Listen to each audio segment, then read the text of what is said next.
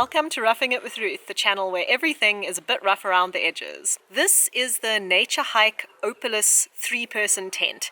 There are actually several different versions of this tent. The one that I have is made with nylon, 20 denier nylon on the fly sheet and 20 denier nylon on the bathtub floor as well. You do also get a 2-person and a 4-person version of the tent, and you also get the same tent which is made out of polyester instead of nylon. This is the Opalus tent that I bought from NatureHike Africa, and I'll put a link to the NatureHike Africa product on their website if you're interested in buying it for yourself. It cost 3,999 Rand, so definitely not a budget tent, quite a pricey tent. So the Opalus tent is essentially a non-freestanding tunnel tent that has an extended vestibule. The inner tent has a lot of mesh, which is slightly odd to me because this tent is specifically marketed as a 4-season tent, and the amount of mesh on the tent inner makes me think that this tent is a lot more appropriate for 3-season use. The Opalus tent comes with 3 aluminium tent poles which are color-coded to match the sleeves on the tent fly sheet into which they should be inserted.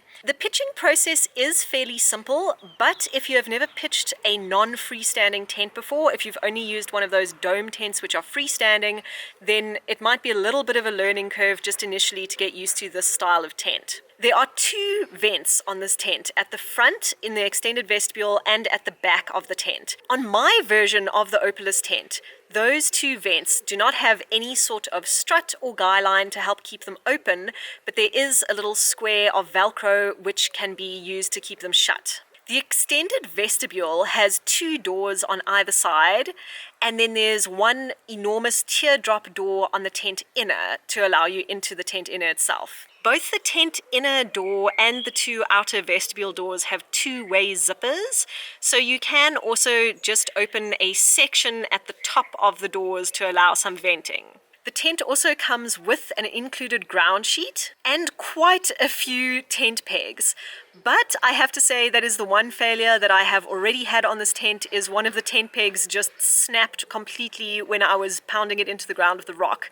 So I would be a little bit cautious of using those pegs in really extreme conditions, and I also don't think that they would work in 4-season conditions because they are quite small tent pegs. There are 6 guy lines on my version of the Opalus tent, 3 on each side of the poles. At various of the peg out points and at the poles, there are tensioning devices so that you can make sure that the tent is pitched really securely. The 2 exterior doors are secured with 2 toggles and loops each, and the main teardrop door into the inner tent has a huge pocket in the corner where it opens that you just stuff the door into, which makes for really quick and easy opening and closing of that door. In the inner tent, there are 2 storage pockets near the door and 1 hook right at the door that you can hang a lantern or a headlamp off of.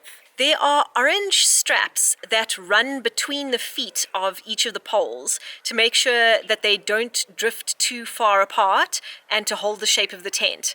And you should be aware that in the extended vestibule area of the tent, that is something that you do need to be careful not to trip over. The weight of this tent is really fantastic. The version that I have is around 3 kilograms, and for a 3-person tent of this size, that is really good. I think that is the main redeeming feature of this tent for me, is just how incredibly massive it is.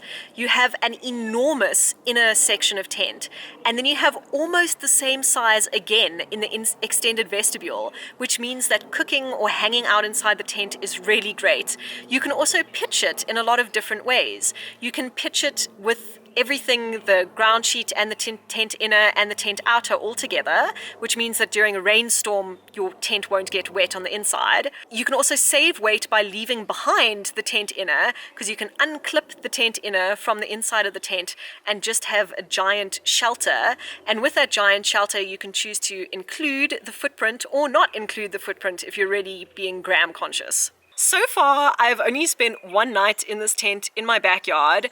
My feelings about this tent are that as a family tent, it is a great investment because it's so big. There's just tons of space. Last night, it was myself and Ralph and Joshua and the 2 cats that were all sleeping in here, and it was completely fine. The only issue that we did have was some condensation. And that was even though I left one of the vestibule doors open to the outside. We still had quite a lot of condensation on the inside of the tent, to the point where Ralph's sleeping bag pressed up against the side of the tent and also got some drops of water on it.